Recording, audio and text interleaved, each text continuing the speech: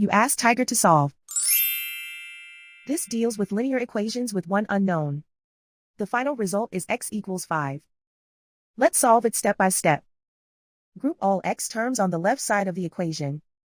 Subtract 7x from both sides.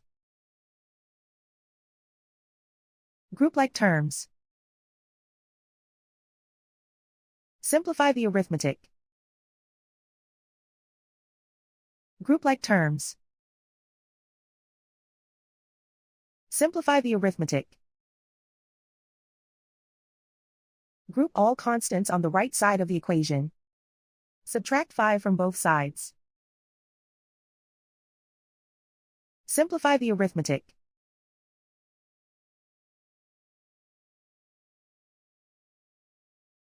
Isolate the x. Divide both sides by -4. Cancel out the negatives. Simplify the fraction. Cancel out the negatives. Find the greatest common factor of the numerator and denominator. Factor out and cancel the greatest common factor.